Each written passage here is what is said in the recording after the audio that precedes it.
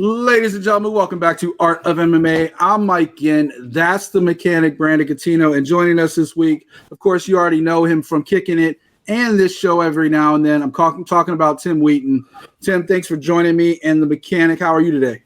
Man, good. UFC 280 is the big one. I'm so excited to break this one down. I was like, I hope I get invited on a bunch of shows so I can talk about it because I'm so excited for this one. I mean, we had to have you. And then, Brandon, of course, we're on another victory week. We're riding high. We just beat the Ravens. Another good Giants victory week. He doesn't know about American football across the pond. No. But Brandon, how you feeling? Feeling good, man. You know, Giants, best 5-1 football team out there, you know? Let's not jinx it. Like I said, I'm kind of really pumped, you know, for this UFC pay-per-view. Yeah, I'm keeping it humble with the Giants. I'm running our race. I don't care what the Eagles are doing. I don't care what the Cowboys are doing. Don't care what Washington's doing. Look, we were the worst team in the last 5 years. Every game is its own game. We're just enjoying it. It is what it is. But before we get to anything today, of course, we're going to be talking about UFC Vegas 62, talking about Alexa Grasso and Jonathan Martinez and all that. We're going to be talking a little bit about Bareknuckle, much to Brandon's chagrin.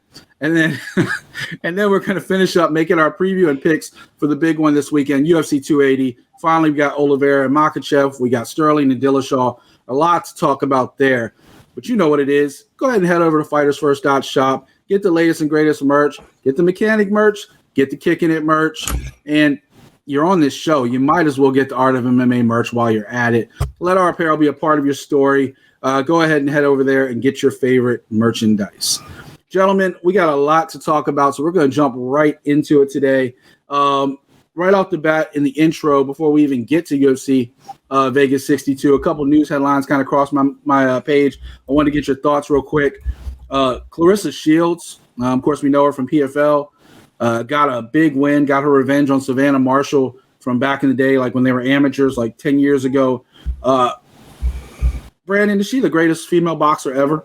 Or is there still something to said about like Holly Holm and people like that?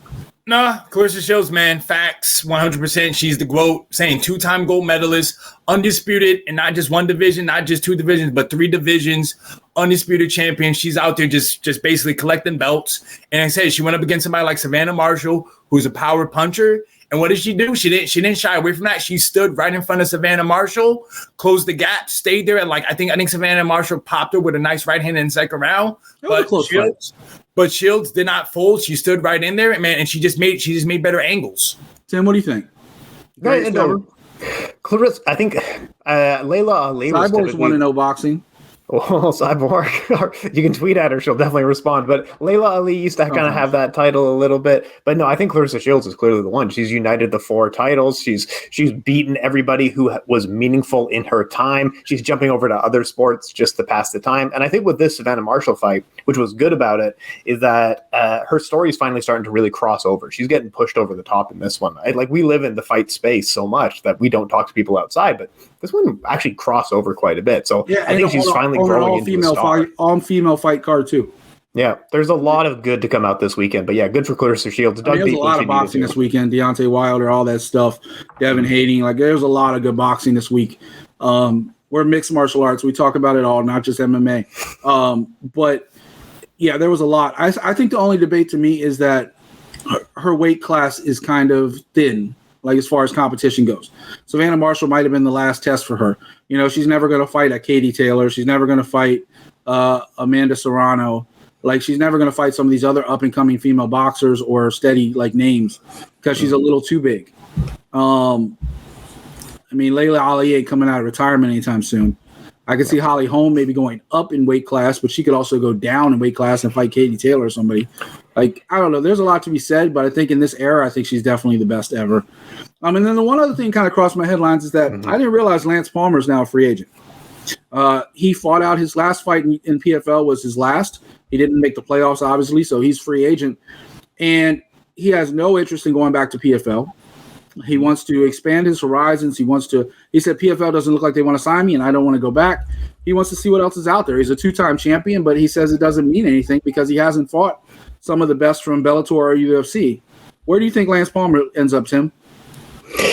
I was thinking maybe Bellator does seem like the right pick for him. He's an NCAA Division I wrestler. I think the UFC might kind of lowball him on an offer a little bit. But yeah, I think hit the home for Lance Palmer. I feel like him and Bellator will be the right mix where he'll come in and they'll call him like the international champion and make a big deal out of being an NCAA accomplished wrestler. Yeah, I think Bellator is definitely the one for him. Brandon, his dream fight is Max Holloway. Like he said, he wants Max. Is that enough for him to take less money? Because we know it'll be less money to go to the UFC. Is that enough? I think Bellator is a big good fit too. I mean, to me, to answer your original question, I think one is actually where he could go to, because I think how would that be different than PFL? Because to me, well, one pays you like one is just throwing out money. They're just throwing out money. He already said the money doesn't matter. He wants that name.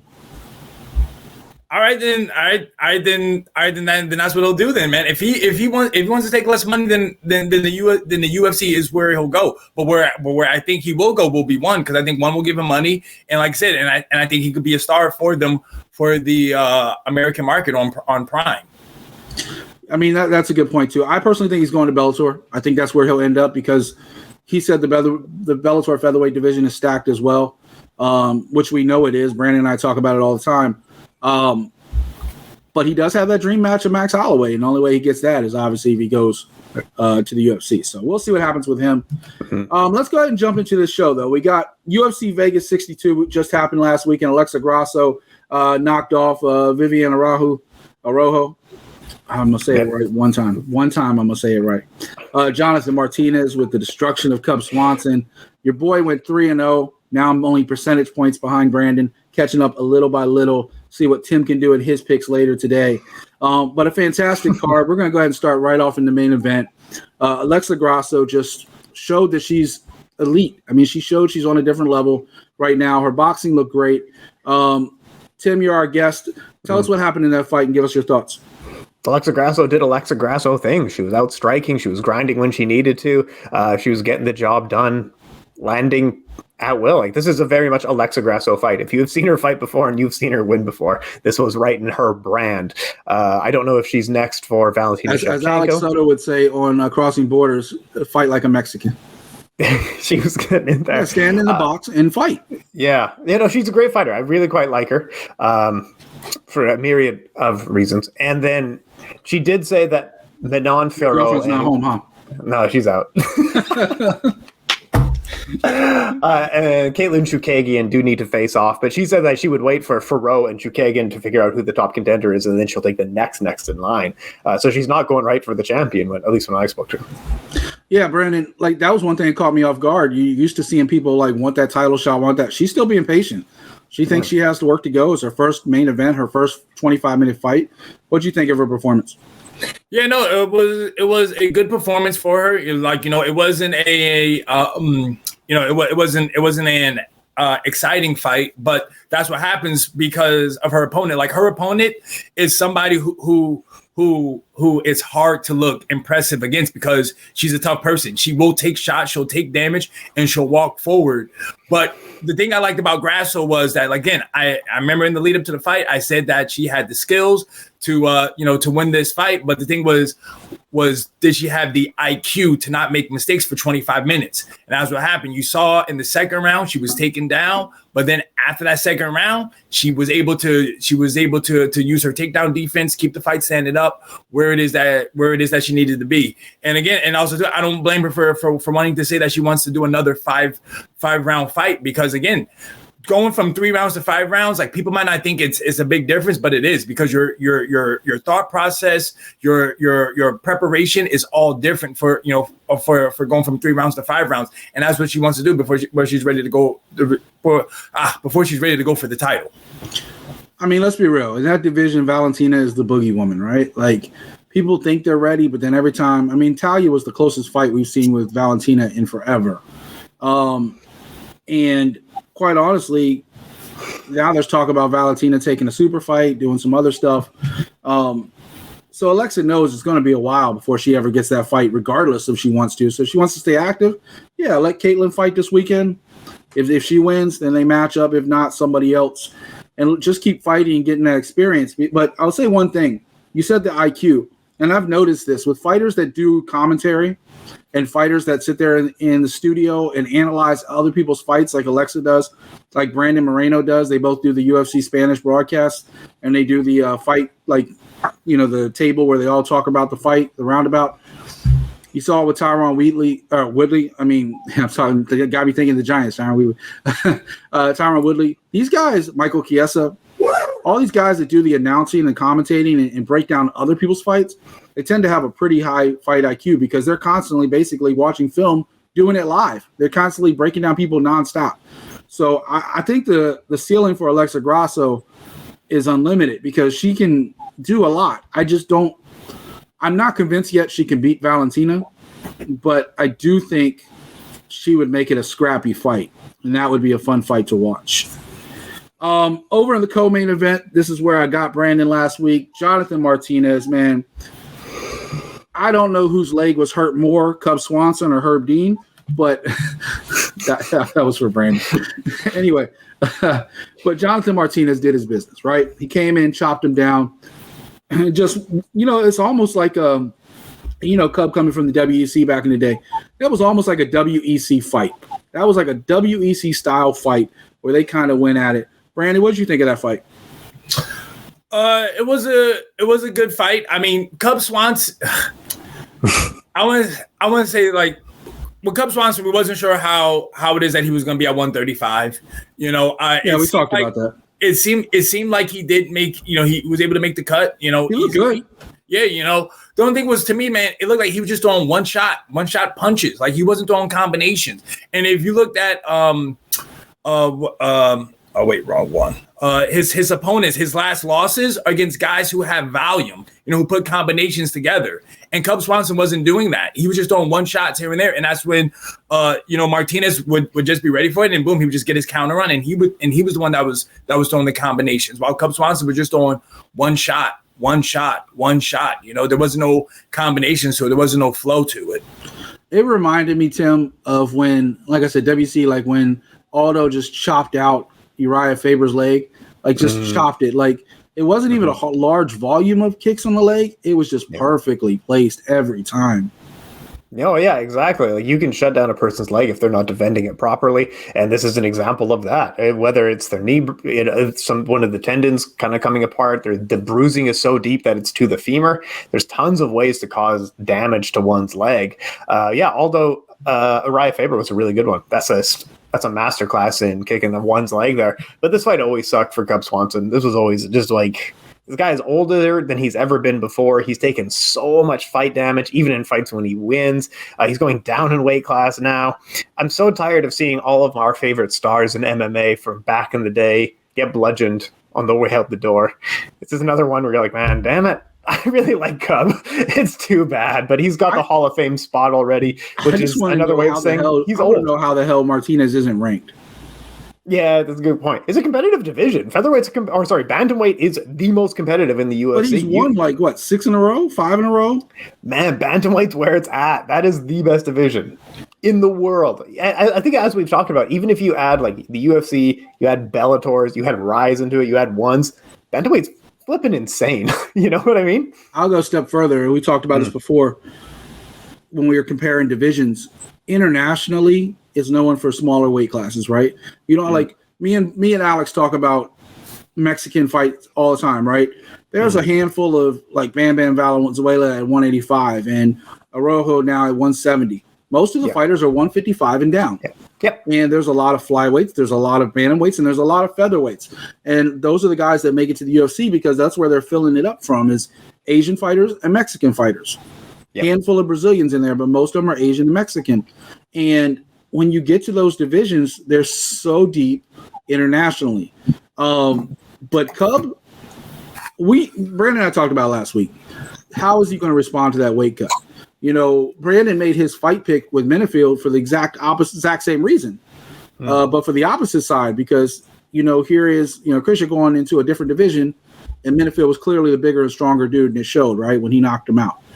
This case, Cub got stopped because he was going in a guy's division.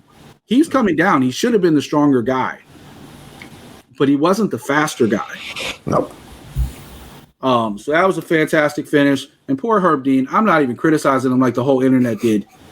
He legitimately looked like Father Time caught up to him. He wanted to get there, but that first step he took, and I say this, Brandon, I'm not joking about Herb Dean. I have bad knees.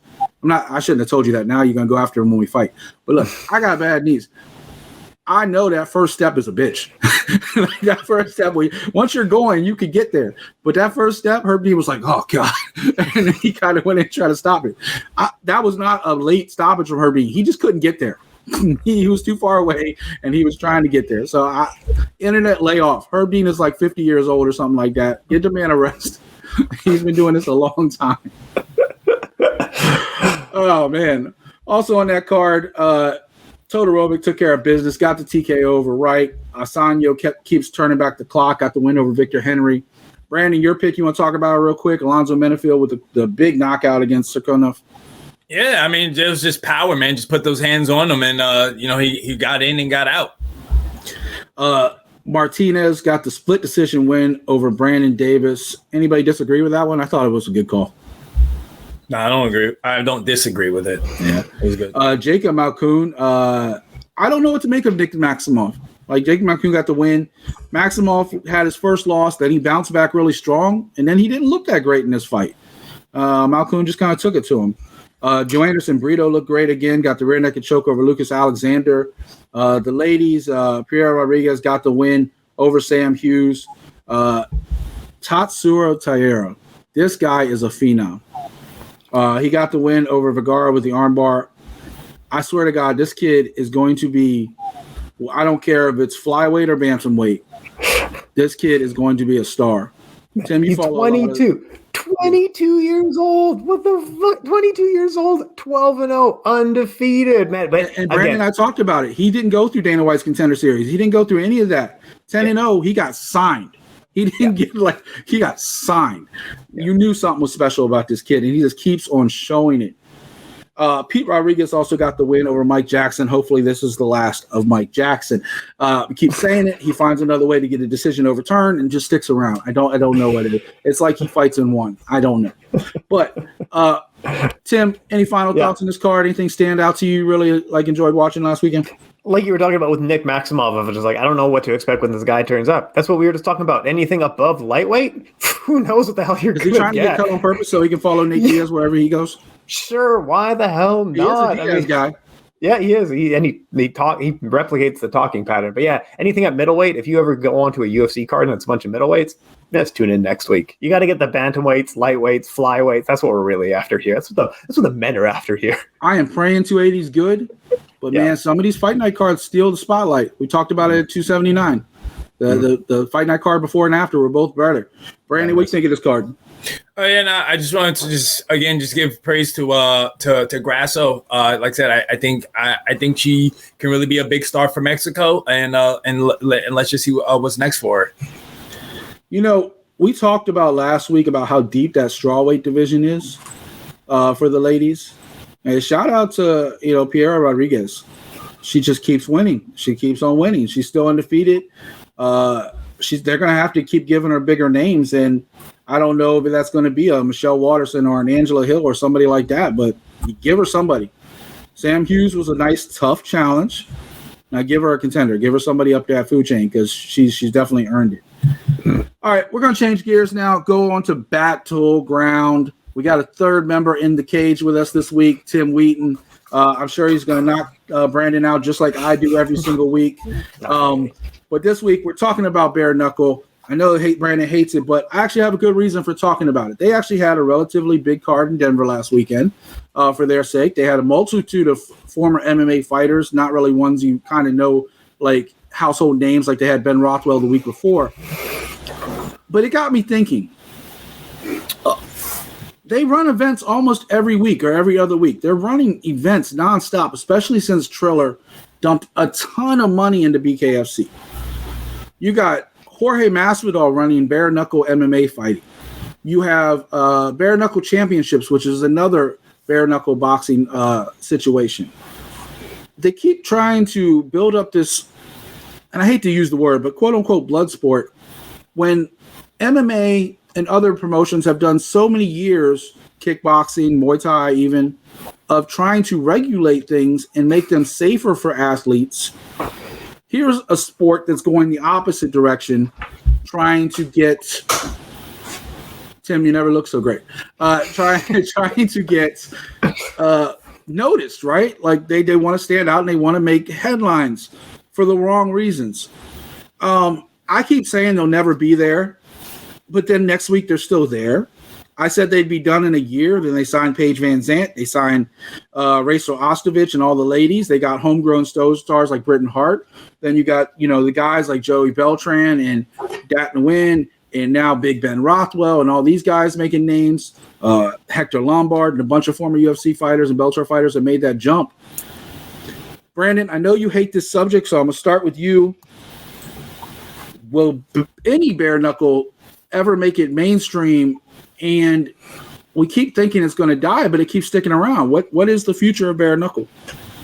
I think bare knuckle is just a niche sport. That's where it's going to be, and that's where it's going to stay. It's a niche sport. Like, you're still going to have people who want to see it. Like I said, it's not like bare knuckle is just here in the U.S. It's also over in England. In England, it is big as well. I mean, it started basically in England. Yeah, but like I said, I think it's just going to be a niche sport. And I think that's what it's like. I don't think you're ever going to see it on ESPN or like on a Fox Sports or NBC Sports. It's just going to be where it is. It's a nice little internet pay-per-view type deal or a streaming service. And I think that's just where it's going to stay at. Because also too, you got to remember too, it's also too not sanctioned in every state. It's not sanctioned. It's also not in the big cities, Tim. Like for a long time, they were outside Tampa, right? They kept saying, "Oh, we're in Tampa, Florida," but you're really like in Lakeland, which is like 30 minutes east of Tampa. You're not actually in Tampa, but you're in the area enough to be like, "Oh, here's the big city." And I'm like, "Where are they at? They're not even here." Like one time, I think the closest they got were the fairgrounds. Brandon brought up a good point. Queensberry rules started in your backyard over there in England, and it's kind of caught fire here from a niche perspective. He's not wrong with that. What do you think? Well, they had to cancel the Paige Van Zandt fight when they did fight. It's just outside of, they call it Wembley. Well, they didn't cancel it. They postponed it because they wanted for another card. Because of poor ticket sales in England, or that's at least what the line was, and then they changed it later on to not poor ticket sales. But yeah, there wasn't any hype going into that one. I just think, like, is that because she lost though? Because she hadn't won any fights yet? Yeah, because she's literally if she had won those two fights, would there have been more buzz? No, not at all. Not at all. Like, that's it. Like, she is just a name value. She's not a talent. People aren't tuning in to see like, wow, Paige Van Zandt is going to fight. They're tuning in because it's Paige Van Zandt, the name. But I think if you're going to do freak show fights, like in Poland, they had a 3-versus-3 women's bare knuckle. If you're going to do freak show fights, fucking go for it, you cowards. 1-on-1 bare knuckle boxing rules, grow the hell up. We used to watch a kick out of that tag team and like wild, like MMA stuff, and such a kick out of that. Man, that's the thing of like, if you're going to be like, train wreck. It's a train wreck. You beat up your guy and then you go 2-on-1 on another guy. But like, we grew up on like Wanderlei Silva and Chuck Liddell. But then they're hating on professional wrestling, right? I mean, neither here nor there. Let's stay on subject here. But like, we grew up on Wanderlei Silva, Chuck Liddell fighting Valle Tudo, fighting absolutely no rules, no gloves at all. If you're going to show us blood sport, fucking go for it. However, at the same time, we are just like, the reason we wear tuxedos to fight events, you have the fancy entrances and you talk about rankings and records. All the pomp matters because this whole MMA is really quite close to just being a circus act anyway. So there is like, dress this up because it is a circus act. And BKFC is almost the opposite of like, no, let's go back. Let's go back to the circus act. We should just be on reservations. We shouldn't be on TV. You know what I mean? Like I said, I keep thinking it's going to go away, and I'm still waiting for Jeremy Stevens to sign. But it's one of those things that we thought, like, I loved UFC when I first saw it. I loved Tough Man competitions when I first saw it back in the day, and you had to, like, sneak on your parents' pay-per-view to, like, watch this stuff, right? And I'm old. That just shows how old it is that it was still sneaking around. But even then, there were rules. And then you got to the point where UFC, if they wanted to be legitimized, when Dana and the Fertitta brothers bought them, they put more rules, and they got Big John involved, and they got the commissions involved, and they're like, how can we make this legitimized? it wasn't really about safety. It's not safety in the NFL. It's not safety in any sport. It's about lawsuits. And how can we legitimize this without getting sued out of our life? Like, right? And you can't put headgear on them. They're professional fighters. So basically, all up until the headgear, everything else is fair game, right? They save the headgear for the amateurs and the boxing and stuff like that. Professional. All right, let's get the 4-ounce gloves. We'll do 10 ounce for boxing and what is it, 8 ounce for kickboxing? Oh, it's all about your weight class. Yeah, it's all about your weight. It's either 8 or 10, depending on Muay Thai is basically either doing the 4 ounces or no gloves. Okay, Tim. I know you're nervous. Sorry. It's fine. Sorry. You're not used to being on the big show. I know what it is. Yeah, that's right. You're not used to working on the big time. This is the middle of the week. This is not overnight. You got to get ready. This is big time here, Tim, okay? Sorry, I got to be more professional. I didn't say you had to be professional. I just said you had to be ready. We are not professional here around here.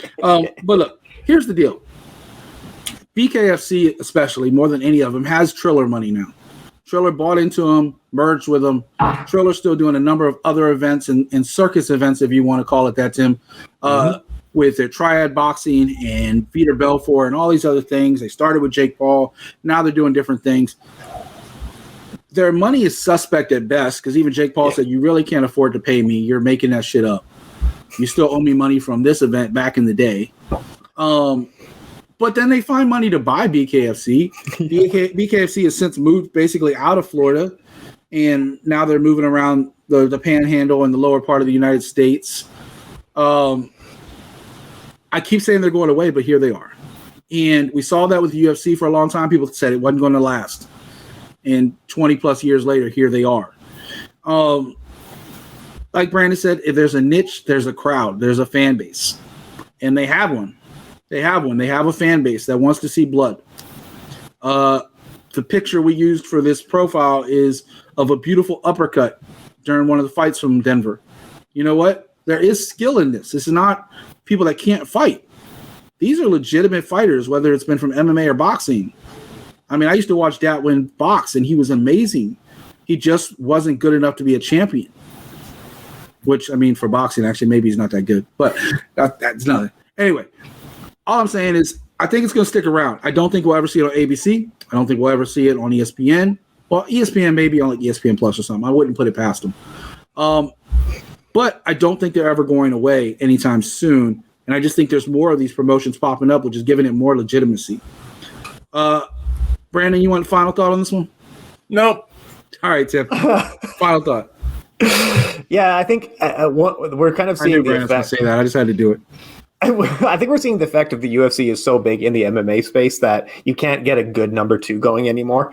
Of like the number 2 is quite distant at this point. We're not talking about IFLs and afflictions and strike forces that were quite legitimate. You almost have to have a spin to be in the combat sports sphere. Things like combat karate, bare knuckle. They're looking at it like we can't be MMA organizations, but what if we can spin this? We're essentially doing the same thing. We'll have the same guys in there, but we'll just put a little spin on this, and then we'll kind of move into the same space. BKFC, it's never going to have a Bud Light sponsorship. It's never going to have a sweet Burger King sponsorship. It doesn't make sense that it's made it this far, but whatever. Bring the violence, I guess. That's let me ask you. Actually, let me ask you both one last question because you both do kicking. You both cover kickboxing and Muay Thai and one. And Glory. And Glory's had its fair share of trouble the last couple of years to where they almost shut down. In the space as of today, is BKFC as big as Glory? No. No? Brandon? No. I mean, honestly, though. But especially with the American audience. No, because this is the thing. If we're gonna go globally, the answer is no. No, not globally. But if here we're in going America? stateside, America, sure, because the news outlets cover it more. More news outlets will probably cover BKFC than they would Glory. Like even like I remember like this past weekend, Combat Press, they were tweeting out about bare knuckle, and I was just like, okay. Well, we can't get the latest Bellator results from them. Yeah, you know. My only thought was that you see fighters leaving Glory to go to MMA. You know, the Alex Pereiras, the what was the other guy? Dumbe, and then what was it? Lomachenko too. Lomachenko? No. what's his name? The guy. Vaitov. Yeah, he's a free agent now, right? And he wants to go to MMA. Man, but he ain't doing MMA, man. Stop following. He said he was. Please. His own words. I don't know what to tell you. Verdrosic. Verdrosic is in KSW now. Yeah, there's another one. Whereas BKFC is kind of taking, and I know the fans love when we talk about wrestling, Brandon, they're taking the WCW route. They're taking the aging veterans that have left the UFC and left Bellator, and they're using their name value to continue to get people to watch. So I do see stateside anyway. I think they're on level with Glory, but I don't, obviously not globally, because kickboxing and Muay Thai and stuff are such huge sports around the globe compared to here in the United States. It's like soccer to American football. It's just a different world. One thing I'll also add, BKFC's PR department is very good. Like, that's why you see websites pushing it. Like, they're run by a bunch of people that do infomercials. Of course they're good. Yeah. Yeah, they're used to getting you at 3 o'clock in the morning. You flipping channels, like, oh my God, what is this? I need that vacuum. Which is to say, like, websites aren't promoting BKFC out of the goodness of their hearts. Let's say that. I only promote it when there's a big fight or a big fighter that I want. Like we talked about Bareknuckle making his debut. Yeah. And the fact that he can weigh anything he wants to weigh now. IFL boy. He's the IFL snakeskin belt man. Yeah. I'll cover it when Jeremy Stevens makes his debut. Sure. That's a long story, Tim. Anyway, let's move on. We got some picks to make today. Big fight card coming up this weekend. UFC 280. We've been talking about it for a while. The vacant lightweight championship. I hate saying that. Charles Oliveira, the former champion because he missed weight, but still won, going against Islam Makhachev. That's the main event. We got Aljamain Sterling, TJ Dillashaw, Peter Yan, Sean O'Malley, just a ton of fights on this card. It is very stacked. We're going to go ahead and start off with the main event and make our preview and picks. Tim, you're our guest. I'll go ahead and start with you. Mr. Check Left Hook himself, Charles Oliveira, Islam Makhachev. Who you got, and tell me why. Here we stand in the ghost of Tony versus Habib Nurmagomedov. It's been years. It's been canceled so many times, and yet all we can talk about is like, is this the Habib and Tony that we really wanted the whole time? Is this a better fight than Tony Habib? I can't wait to talk about this one. Man, I'm so pumped about this one. You got the man from the mountains of Dagestan who was laboring as a child. He grew up with Abdullah Map and Hold on, I gotta get some popcorn. Tim's going into his shit. I gotta do the promo here. Versus the kid from the favela who sucked in his UFC debut. He was crappy for years. Durability was always his issue. Somehow now durability is a strength, and he's on an 11-fight win streak versus a guy on a 10-fight win streak. Damn, the sport is good sometimes. The storylines are the things that matter. I'm pumped for this fight. This is a great matchup. Charles Oliveira is looking to reclaim his throne. Islam Makhachev is looking to prove himself in this one. In terms of who's going to win, I honestly don't know. If you threw any dumb prediction at me, like Islam by first round knockout, but you have to make a prediction. That's the way I'm going to show. Islam by first round knockout, whatever. That makes sense. However, Charles' biggest weakness has been top position grapplers. Guys like Paul Felder just ground and pounded him into the dirt. Later on, after his reinvention, and Paul Felder's not even that good of a wrestler, true and true. Even later on, Kevin Lee, in a fight that Kevin Lee lost, still got on top, still landed ground and pound on Charles Oliveira. Of course, that's Islam's biggest strength. Now, I am talking about guys who fought at 155 and even 170. Mm-hmm. Yeah, absolutely. I mean, Islam's not by no means, he doesn't cut weight easily. He's been struggling for a while to make weight. He does it professionally, but it's no easy task. He's a big lad. However, Charles Oliveira is the champion. He is walking away from this. He's walking out of Abu Dhabi with that belt. I don't know how he gets it done, but the guy's got so much durability. There's no quitting him at this point. Whether he slaps on a submission after getting beaten up, whether he knocks out with a flying knee due to a relentless takedown, I can see that happening. Officially, let's say 4th round TKO for Charles Oliveira. You weren't so good last time you made the round picks. I'll leave it alone for you this week, Tim. Brandon, it almost feels like he's jinxing Oliveira because we always pick against Oliveira. And here he is picking Oliveira. I know. Who you got?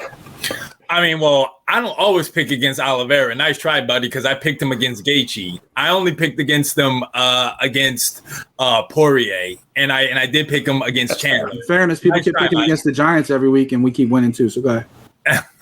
But no, I'm picking Charles Oliveira as well. To me, he right here. Again, he has more tools. He has the better stand-up. I'm not saying he's not the better wrestler, but he has the submissions and he has an attacking guard if he is on the ground. Now, again, you've seen Oliveira get in trouble, right, in the first round. But what has he been able to do lately? Rally back, survives the first round, comes back in the second round. Makhachev, we really haven't seen him, I want to say, lately really past the first round in a minute, or should I say we haven't seen him get any adversity. If you look at any of his fights in the UFC, I don't think he has a win over anybody in the top 10. Oliveira has several of them. So I'm saying this is a guy saying he was supposed. Was Dan Hooker in the top 10 at the time? No. Okay. No, and plus two, Dan Hooker wasn't he just dropping back from 155? No, he's been in weird situations this whole last year. So like I say, he hasn't really had that big win that really says that he's ready. Like this is somebody who, man, he really could go in there and he could get exposed, but again, he could go in there and he could look great. The thing is though, he really hasn't had that defining moment, that defining win, because that was supposed to be Dariush, but Dariush got injured, and there was the whole situation with RDA. RDA said I'd step in, but Makhachev was kind of like saying like, no thanks, I'll take Bobby Green instead. So again, who's now suspended. Again, I'm going with Charles Oliveira. I'm going with the Bronx. Like I said, he's just on another level right now. And like I said, he's been tested. We've seen him be tested. While Makhachev in his first fight in the UFC, he got started. He got put to sleep. Second fight. Oh, second fight. Sorry, he got put to sleep. So I mean, it can happen. I mean, but then again, dude, we have seen Charles Oliveira lose, get tapped out as well. So anything is possible here. But I'm going with that. Charles Oliveira is going to get the job done. I hate both of you because you stole my steam. I had all this ammo ready up to pick Charles Oliveira, and you both picked him. So now we're like basically giving Charles the death blow because all three of us are picking Charles Oliveira to win this fight. I look way back. You mentioned his second fight. Adriana Martins caught him with a punch and knocked him out. Very few people he's fought can strike other outside than maybe Dan Hooker and Bobby Green. And Bobby Green, he basically wrestled with. He didn't really stand and bang with Bobby Green. Dan Hooker, huh? I said the same thing with Dan Hooker. He just took him down. Dan Hooker, Kimura, took him down. And neither fight was very long. Also, Bobby Green came in dealing with everything that he's now dealing with suspension and everything else that we didn't know back then that he was dealing with, drug tests and everything else. That said, Charles Oliveira, like you said, Brandon, so much adversity. He got mad against Justin Gaethje and starched Justin Gaethje. Right? Gaethje caught him early, but other than catching him early, he just got mad and he just went out and choked Gaethje out. Like he was like, "You don't think I'm the champ? You think I missed weight on purpose? All right, let me show you." And I'm the champ. And I've seen since he missed weight and got vacated that belt, I've seen a different attitude from Charles Oliveira. Like he looks mean. He looks like, "Oh, I fought so hard to get here, and now you're going to doubt me after the murderer's row I've gone through with Gaethje, Poirier, Chandler, Ferguson. Before that, you talking about Kevin Lee getting on top of him? Still beat Kevin Lee. He beat Jared Gordon, Nick Lentz, on and on. Jim Miller, who's like a wrestling. If Jim Miller can't tap you out and wrestle to you, how the hell is Makhachev going to do it? And I get that Makhachev, comes from the Khabib line, and I get that Khabib might even be a better coach than he is an actual fighter. But I'll go a step further. I think not only is Oliveira going to beat Makhachev, I think he's going to beat him so bad that Khabib comes back to fight him. Oh, now there it is. Oh man, that's a big one. You can't just throw that out and then we move forward. Now we need to talk about this for an hour and a half. This is the fight. Like Khabib has been the biggest critic of Charles Oliveira. Like, oh, you're only champion because I left. This, that, and guess what? This is your boy Khabib. What are you going to do when he embarrasses him? Because let's be real, you do not want to be on the ground with Charles Oliveira. I don't care how good a wrestler you are. And Mr. Check Left Hook, right, Tim? Like Charles Oliveira catches you coming in. All right, well, Makhachev has already shown he can get dropped. Mm-hmm. Oliveira had 8 losses, yeah. They were at featherweight. They were a long time ago. The last 5 years, this guy has been untouchable. And when you do touch him, he gets right back up and still gets you. Some are knockouts and not all submissions. So I'm going Oliveira. And Tim, go ahead. I'll give you a word on what I said. Go ahead. What do you think?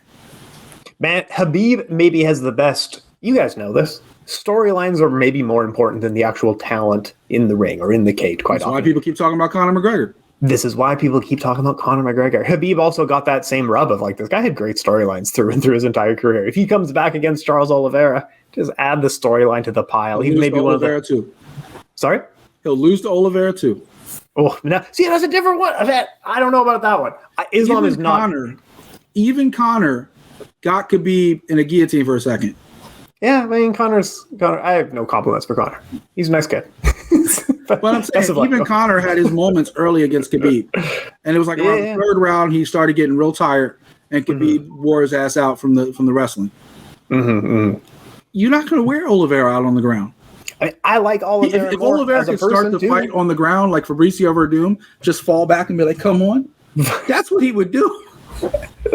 Yeah, I would see, and that's the thing of like, if you're drilling for a takedown and you're trying to get a takedown over and over again, Oliveira will probably let you have the takedown because he's willing to work off of his back. You don't need to chain wrestle. You don't need to get the takedown because he's going to pull you into his guard. That's where he wants to be. And he doesn't mind getting hit. He doesn't make him fight. Make him fight. This is it. Make him fight. This is a great one, eh? All right. Well, we can talk about this fight all day. Let's go ahead and go to the co-main event, which is right up Brandon's alley. His favorite fighter in the entire world, Mr. Funkmaster, Aljamain Sterling. Brandon is his number one fan, and I am probably his least fan. So we're going to go ahead and start with Brandon. TJ Dillashaw, former king, disgraced, drug suspension, fought his way back. Aljamain seems to think he's still on the juice. What do you think? Who wins this fight? I'm going Aljamain Sterling, and still, I think he's the better grappler.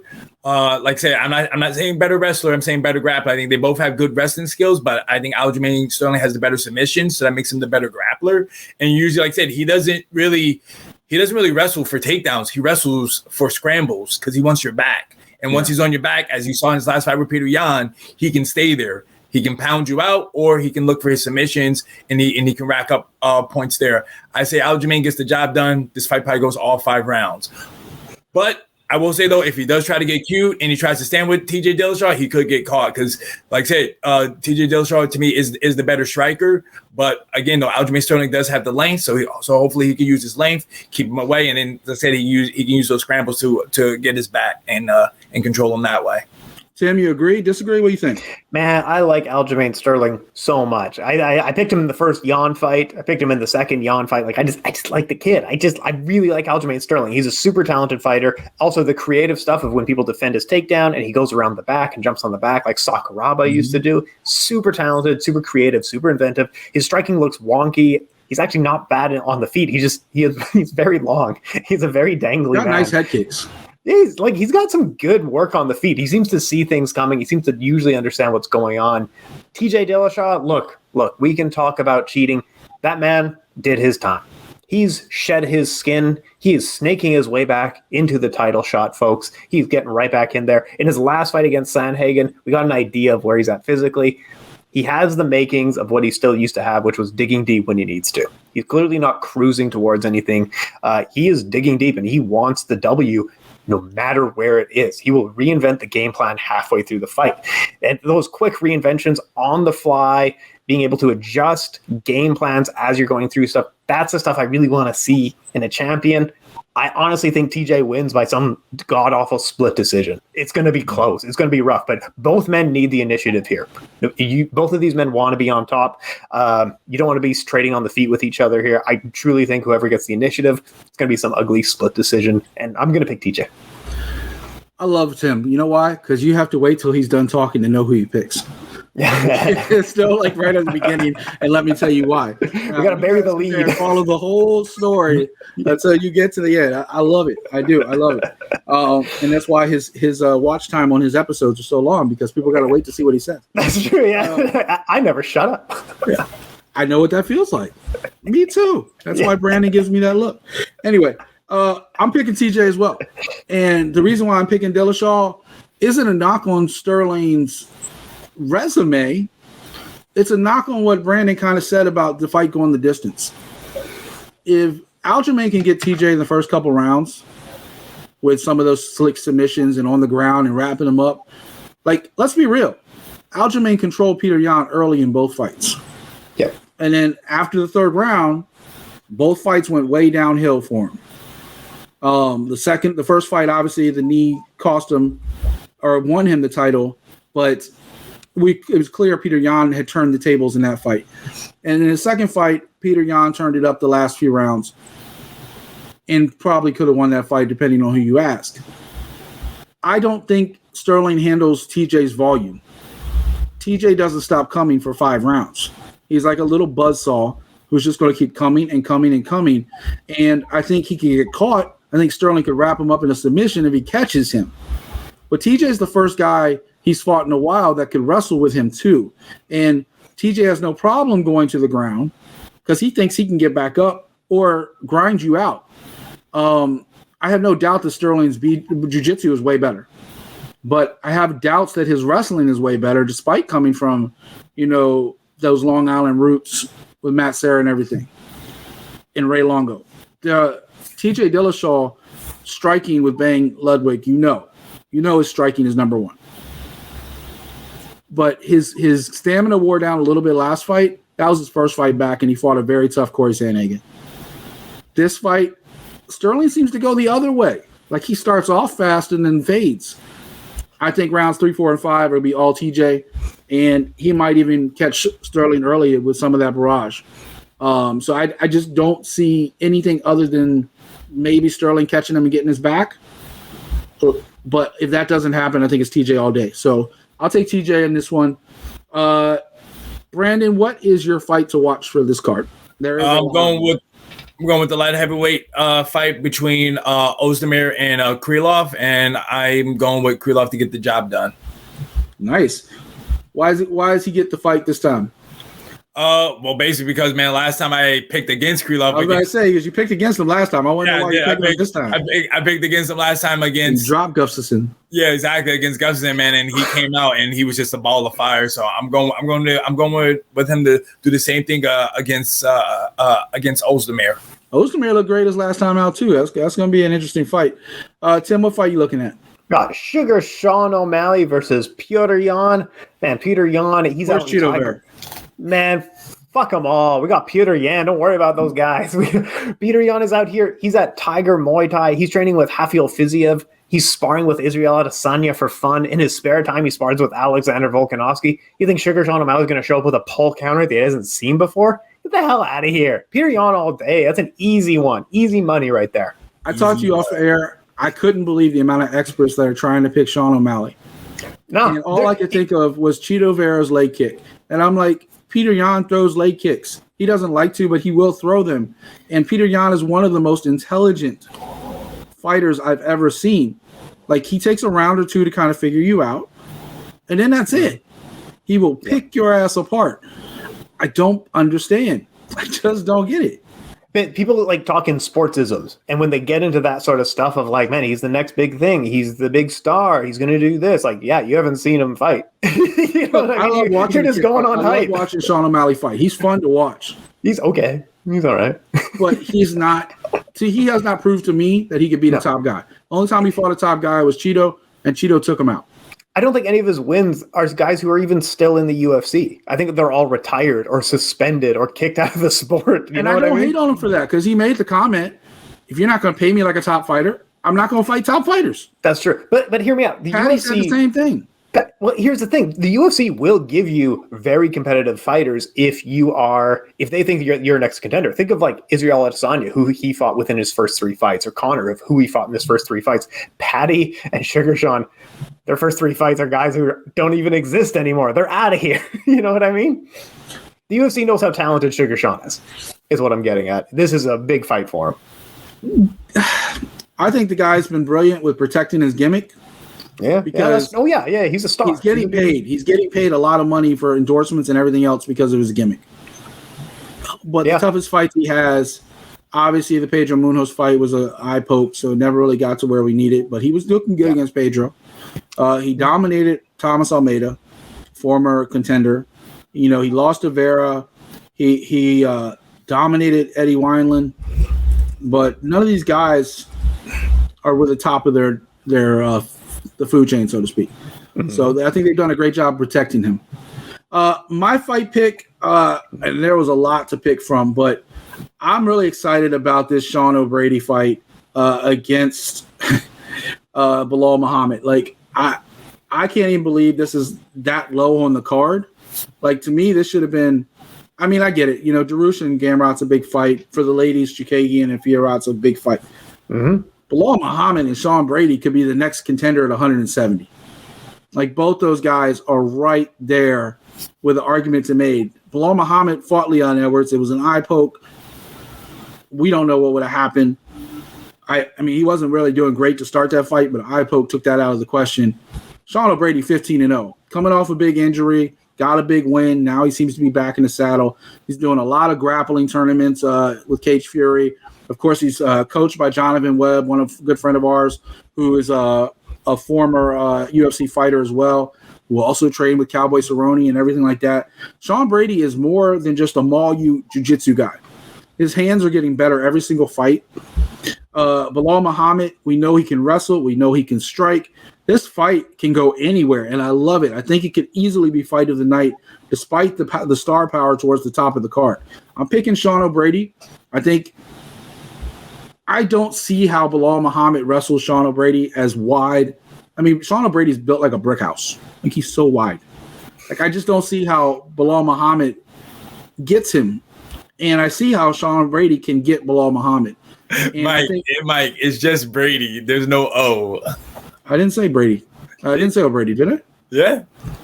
Well, how dare you? I don't correct you every time. This entire time, Sean O'Brady. Whatever. He's Irish. It's cool. Anyway, Sean Brady. Anyway, I think Sean Brady takes this one all day. Brandon's about to get replaced by Tim on the show. Tim, are you available on Tuesdays? Hey, man, I'll take the day off. It's cool with me. I know you would. You hate this show. You want to be on Kicking It all the time. Anyway, also on this card, so I'm taking Sean O'Brady. On this card, possibly waiting in contention if something happens in the main event. They've also talked about Alexander Volkanovski, but Neil Darush fighting Gamrot, which is going to be a crazy fight. Gamrot lost his debut in the UFC, but he hasn't lost since. Chikagian and Fiorat Muradov versus Chaparralo, who has looked incredible. Little Eraser Jr., if you want to call him that. Turkov versus Almeida. Nurmagomedov versus Omar Gachief. Petrosian versus Dobson. Makhachev versus Gordon.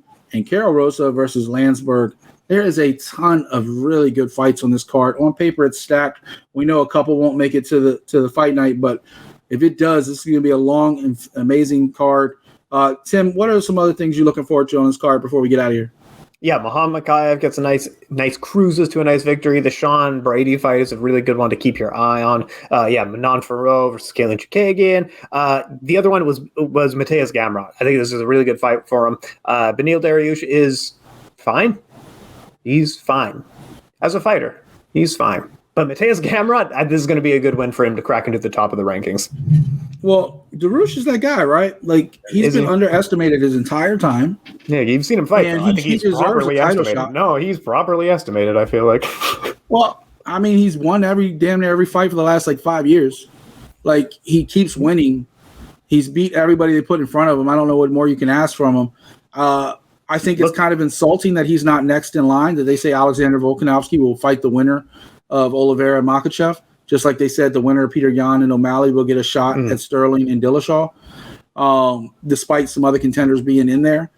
Brandon, what are your thoughts on all that, and what's something else?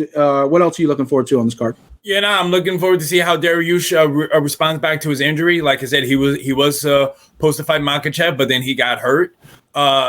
And then also, too, I'm looking to see how the Kaylin Chikagian and Fiorat fight goes, because I think if Fiorat wins, I think she will be the next title challenger. If Chikagian wins, then she'll be Grasso.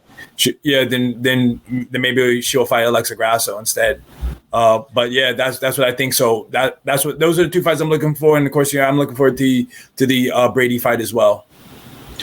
Well, ladies and gentlemen, we have an incredible card that we're going to be back talking about next week. Brandon and I, Tim's more than welcome if he wants to break it down. But we'll give our reactions next week after all this happens on Saturday. Before we get out of here, I do want to let you know they talked about it on Kicking a little bit more, so we didn't talk about it here.